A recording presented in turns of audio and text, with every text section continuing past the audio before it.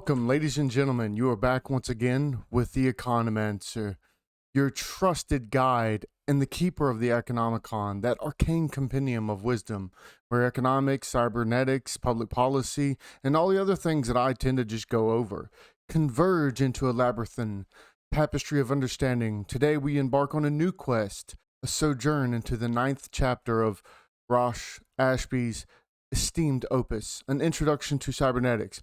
Today we're going to be focusing on Incessant Variety.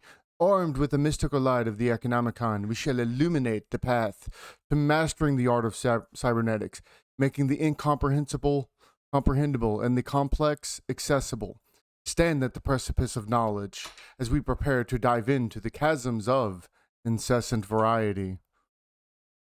So we're going to start off with non-determinate transformation. So this refers to a transformation where the outcome is not strictly determined by the initial conditions, but instead has some degree of randomness. So the transformation is described by a matrix of transition probabilities, which means the system's next state is given by a distribution of probabilities over the potential states. These probabilities should be realizable, meaning they are actual frequencies observed in the world. This is something that Ashby tends to beat on throughout this, is that frequencies, when we're talking about probabilities, are something that are realizable. These are observed in the world. We don't know what the probability of something, if it can't be observed, is. So, picture yourself, valiant voyagers of knowledge, in the heart of an ancient echoing chamber. Before you lies an age-old relic, a six-faced oracle of fate, known to mortals as a die. As you hold the relic aloft and release it into the universe, the result of its descent into the unknown is shrouded in mystery. The cryptic journey of the die, my dear explorers, symbolizes a non-determinate transformation in the realm of cybernetics. Here, the final revelation, the symbol that graces the die's upward face upon its rest, isn't irrevocably chained to the initial conditions. The positioning of the die in your hand before the toss. Instead, it dances with chance, cavorting in a domain of unpredictability governed by the whims of randomness. Each symbol, each numeral from the sacred 1 to 6 carries with it an aura of probability, an echo of potentiality that whispers the frequency of its manifestation in many rites of casting. This, seekers of enlightenment, is your intuitive window into the capricious world of non-determinate transformations. Remember this lesson as you traverse the labyrinthine corridors of cybernetics and embrace the enchanting dance of uncertainty, because again, uncertainty is something very important when it comes to cybernetics, whether we're talking about determinate or indeterminate systems, something we've talked about. So, stochastic transformation. So this is similar to a non-determinate transformation, but here the degree of randomness can be anywhere from 0, a deterministic transformation, to full randomness. A deterministic transformation is thus a special extreme case of the stochastic transformation. Picture once again the six-sided talisman of fate in your grasp, but this time a subtle shift in the balance of power reveals a secret. The die is weighted, a spectral thumb on the scales of chance. This deviation from the uniformity morphs out die casting into a mystical stochastic process.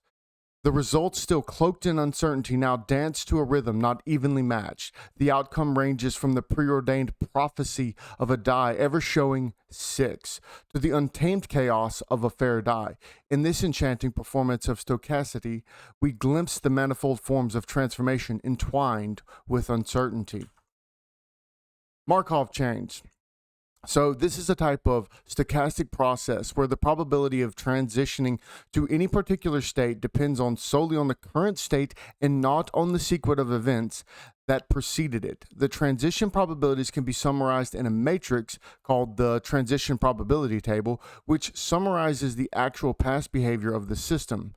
Embark with me on a journey through the vibrant miniaturized realm of a monopoly board.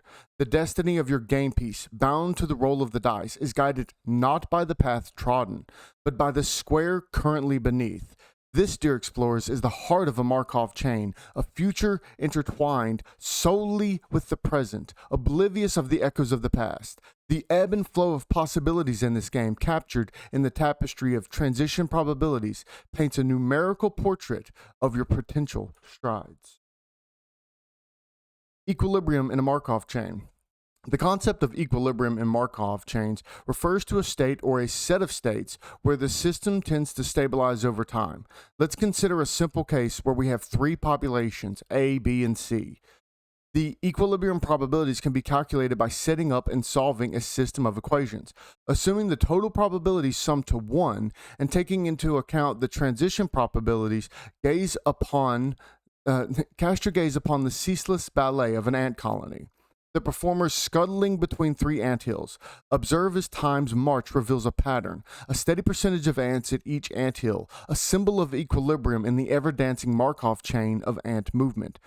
Though individual ants trace paths of whimsy, the grand tableau of the colony reveals a stable pattern.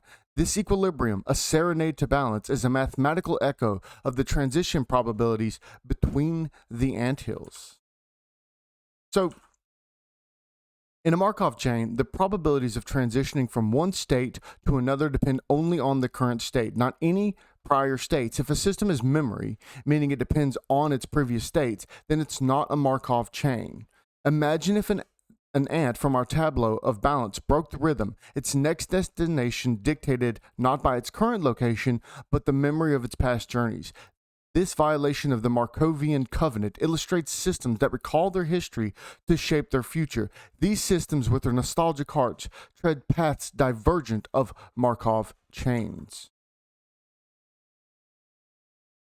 If a system's transition probabilities depend in a constant way on the states preceded each operand, it's not Markovian, right? However, it can be recoded into a Markovian form by expanding the state space to include sequences of states that capture the necessary history.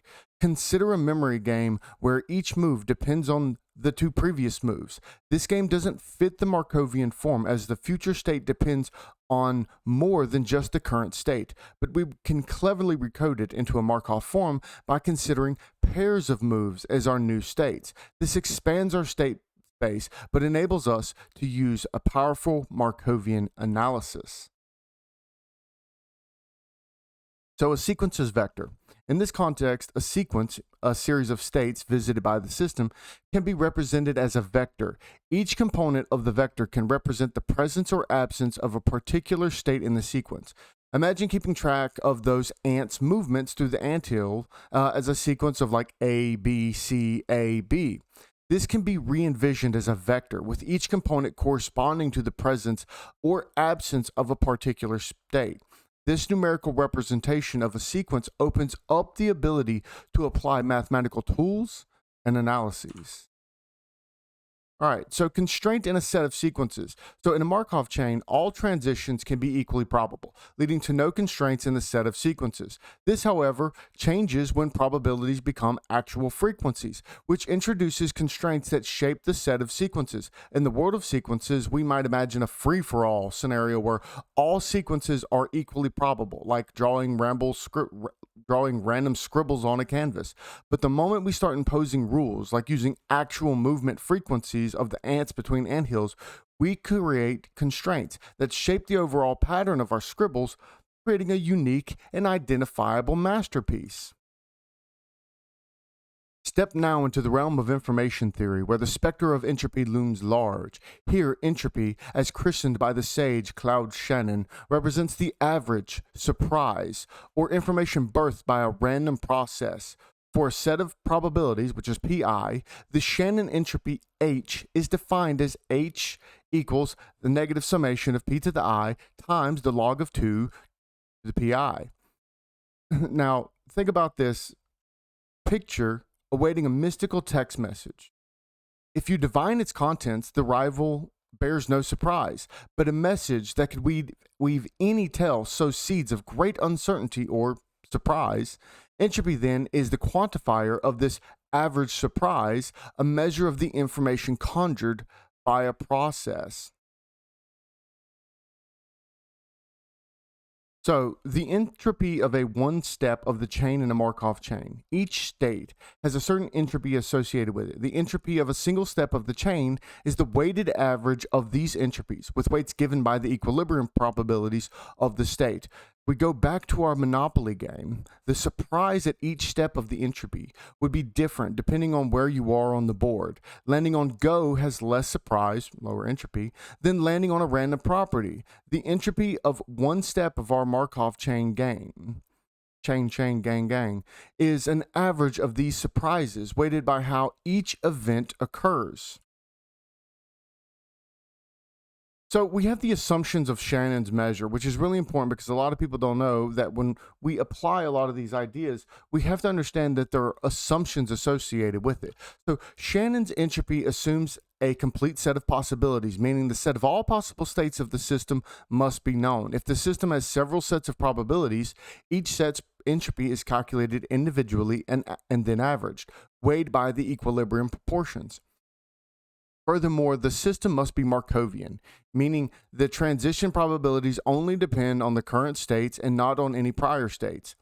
Shannon's measure of entropy assumes a full deck of possibilities. If we're predicting a roll of a dice but forget to include the possibility of a 6, our entropy measure will be inaccurate. It also assumes a Markovian system, so the roll of the dice doesn't depend on what you rolled 3 turns ago. These assumptions help to ensure that entropy is a reliable measure of the randomness inherent in the process. So again, 1, entropy cannot be calculated over an incomplete set of possibilities. 2, if applied to an information source with several sets of probabilities, the matrix of transition probabilities must be Markovian. 3, the several entropies of the several columns are averaged using the proportions of the terminal equilibrium. Here comes a little bit of some wild fights that end up in cybernetics, information theory, communications theory, so on and so forth. That is the difference between Shannon and Wiener's measure. So both Norbert Wiener and Claude Shannon contributed significantly to our understanding of information and uncertainty, and they each developed their own measures of entropy. The term entropy, when used in the context of information theory, represents the average level of information, surprise, or uncertainty inherent in a set of data. So we have Claude Shannon's entropy. It's perhaps the most commonly referred to when discussing information theory.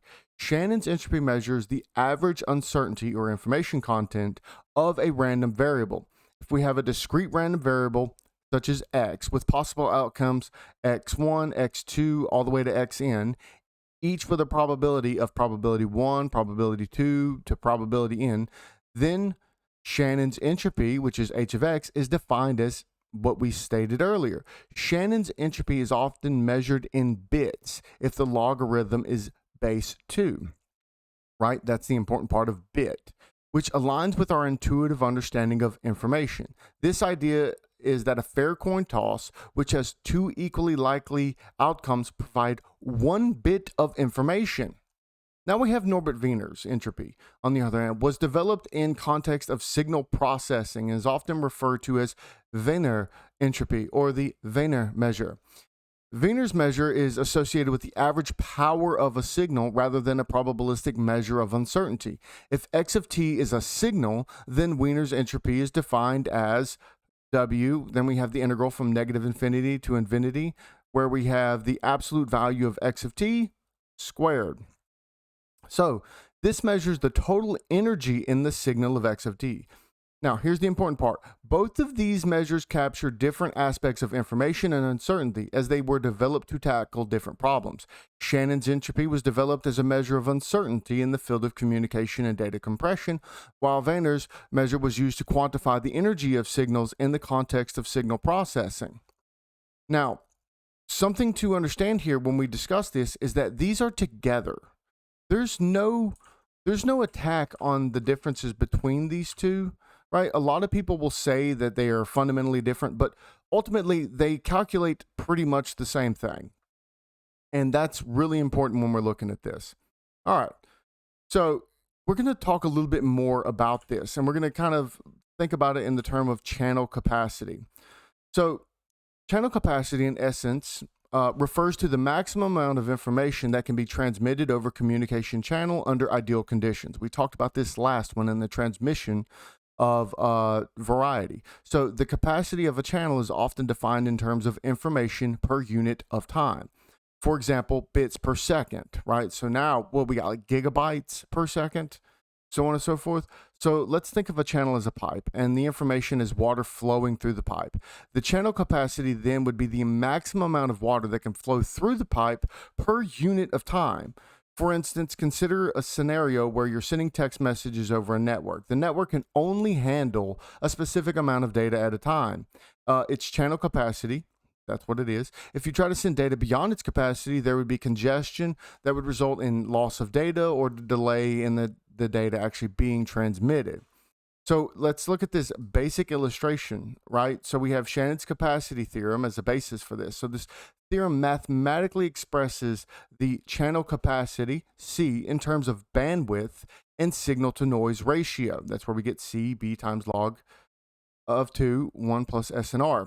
In this equation, B is the bandwidth or the width of the frequency band, and the SNR is the signal to noise ratio, which is the power of the signal relative to the power of the noise.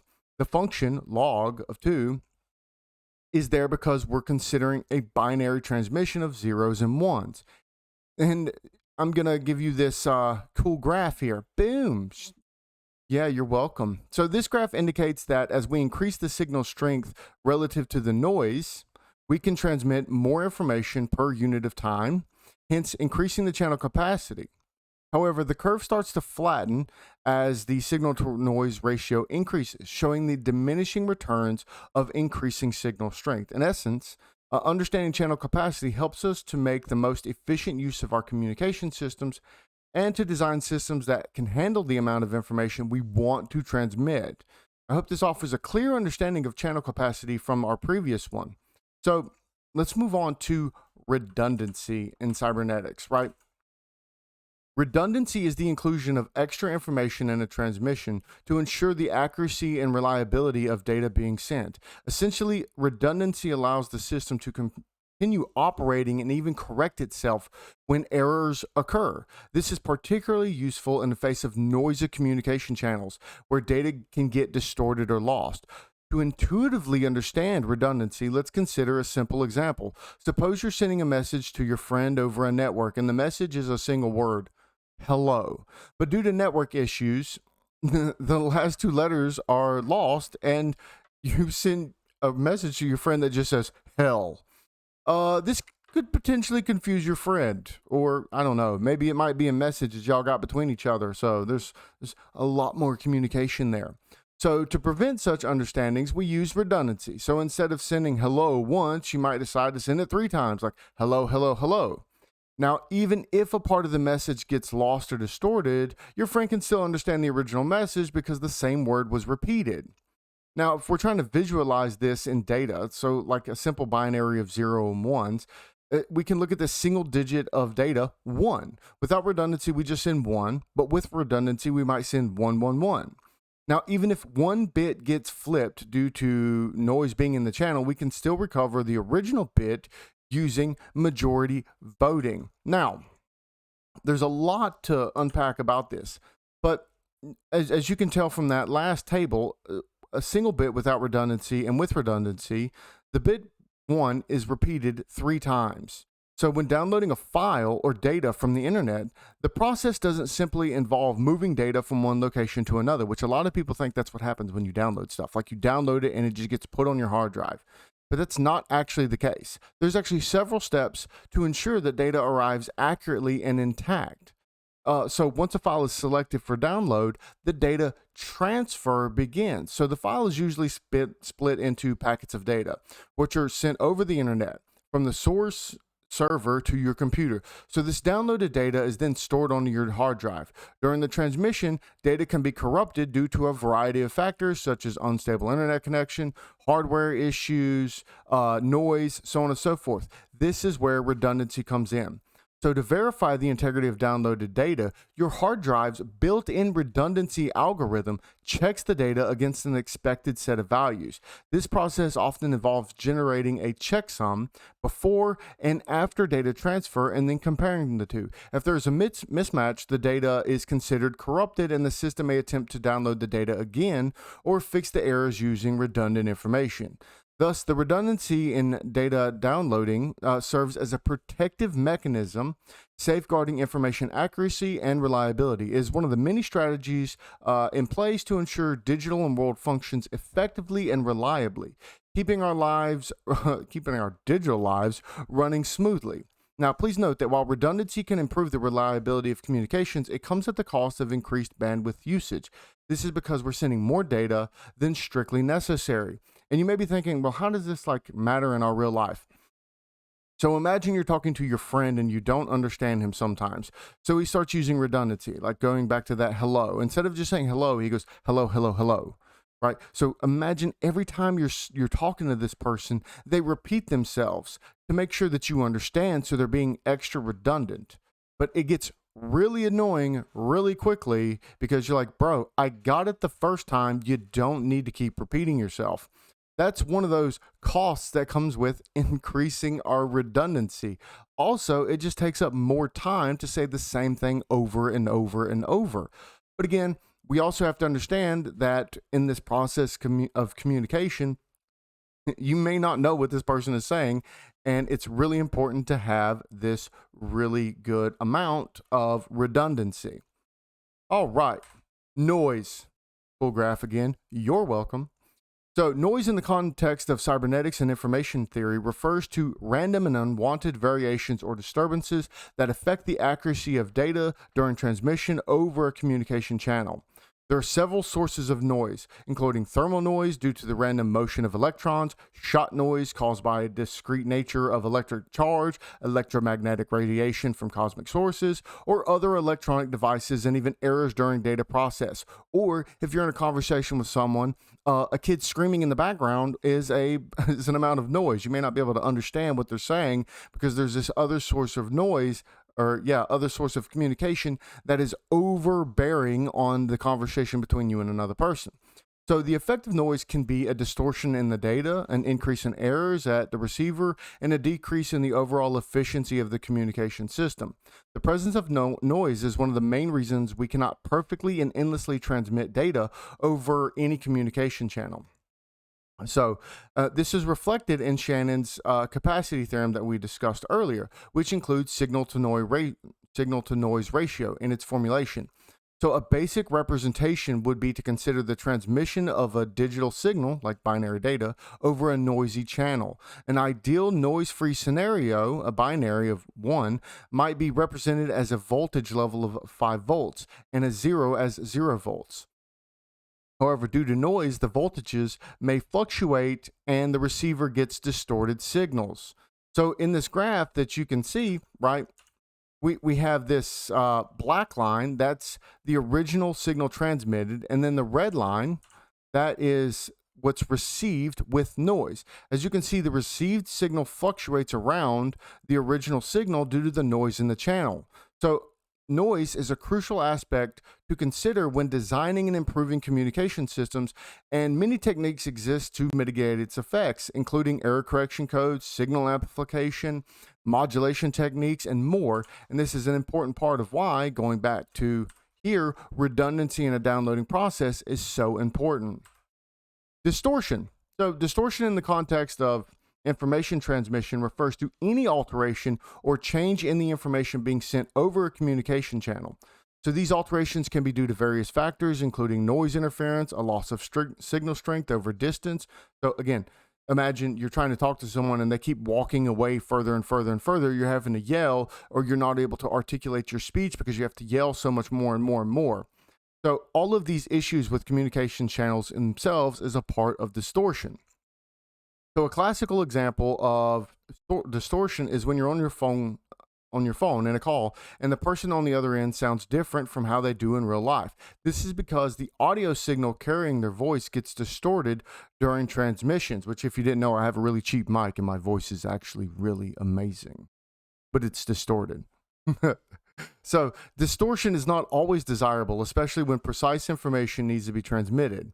That's where techniques like error detection and correction, amplification of the signals, and redundancy come into play, which we previously discussed. And if you're talking about mics, there's tons of those things that your computer do that help add in redundancy, that do amplification of the signal of your voice, and error correction and detection. So here is a simple way of visualizing distortion. Suppose we're trying to transmit a sinusoidal, which really cool, sinusoidal signal over a communication channel. In an ideal scenario, the received signal should be the same as the transmitted signal. However, due to the factors such as noise and interference, the received signals might get distorted. So you can see here we have signal transmission without and with distortion. So in this graph, we have this blue line. I'm sorry, hold on. We have our red line. That is supposed to be the original signal transmitted. And then we have the red line that represents this received signal with distortion. So as you can see, the received signal deviates from the original signal. Actually, the blue is the one that's probably being distorted here. So understanding the distortion and the factors causing it can help designing more effective and efficient communication systems. And we've already discussed how channel capacity is the maximum rate of information that can be sent over a channel. But how does this capacity change when we consider real-world factors like noise and distortion? It decreases. The presence of noise and distortion in a communication channel means that some information being sent will be altered or lost, thus reducing the effectiveness and the effective capacity of that channel. This is why communication systems often employ techniques, again, like error correction and detection, signal amplification, and so on and so forth. And this also goes into the way that we talk with other people. I'm sure if you've ever sat in a room with a teacher and you felt like, wow, why do you keep saying this over and over and over? And then you realize this is the thing that's going to be up on the test. They want you to understand and they want you to be able to take in this information. So they're doing error detection and correction. They're amplifying their signals. They're being redundant. They're compensating for problems in the channel capacity. Equivocation. This is a fun one. So in information theory and cybernetics, this refers to uncertainty or ambiguity that remains at the receiver's end about what the sender has transmitted. This uncertainty arises when the received signal could have resulted from multiple different transmitted signals, often due to noise or distortion in the communication channel. For example, let's say you're listening to a radio station, but the signal isn't very clear. The DJ says something like lane, but you're not sure if they actually said lane, rain, or vein. So this uncertainty where there are multiple possibilities exist for what the transmitted information could have been is the presence of equivocation. And this is really important when we're having discussions with people, because they may be using a term, but that term means something different. And this is where you get things like the equivocation fallacy, right? All right. Boom. Error-free transmission. So error-free transmission refers to the concept in communication systems where the message received by the receiver is exactly the same as what was sent by the sender with no alternatives or no alterations or losses. Achieving error-free transmission is one of the key goals of any communication system, to include humans. Now, how can you achieve error-free transmission and reduce equivocation? Several techniques and strategies are employed in communication systems. Again, error detection and correction codes. These are mathematical codes which add extra bits to the data being sent. These extra bits allow the receiver to detect if any errors have occurred during the transmission and in many cases correct those errors. Redundancy, we discussed that earlier. This involves sending additional and repeated information which can be used to detect and correct the errors. Channel coding and modulation. These are techniques used to match the properties of the data being transmitted to the properties of the communication channel.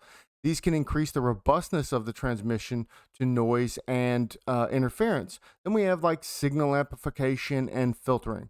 These techniques can increase the strength of the transmitted signal and reduce the impact of noise.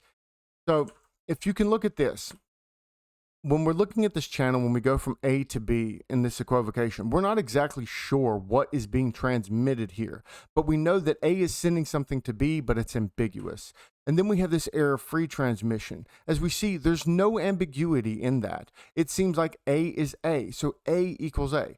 Now, if you're a highly philosophically minded individual, you will know that A equals A and A equals the inverse of A or the negation of A are very fundamental properties when it comes to philosophy. Now, eventually I will get into it, but the best way to think about this is a message with high equivocation that the message is getting sent to from A is either a 1 or a 0. So it could be either or to B. But if it's free of error, then it's just going to be the 1, the thing that which you sent. So all of this is going to be unpacked a little bit more on the A equals A side and stuff like that. But we stand now at the end of our journey through chapter 9. Yet this is not an end, but a beginning. The knowledge we have unearthed today is but a stepping stone to a greater understanding, a single thread in the intricate tapestry of economics, cybernetics, public policy, and philosophy, theology, conservatism, etc. With each chapter, we delve into the Economicon, each lesson etching wisdom into the bedrock of our understanding. We have tackled the behemoth of incessant variety, standing fearless in the face of entropy, redundancy, equivocation, and distortion. Carry this wisdom with you as we prepare to venture forth into the next chapter of our journey, into the arcane depths of the Economicon. As always, remember, even when the path forward is obscured, the light of knowledge illuminates the way. Until we meet again, seekers of enlightenment, in the realm of the Economancer. Please like, share, subscribe. I hope this was pretty good, and I hope this gives you a great breakdown on communication theory that we're going to be cracking into more and more through this cybernetic lens. And this is also going to be a bedrock of when I go back to the triple helix model and not just give overviews. I mean, going into it deep so that people can understand like frontier of knowledge production or frontier of innovation and how synergy between communicating animals or machines actually lead to all of this. So again, please like, share, subscribe, and have a good one.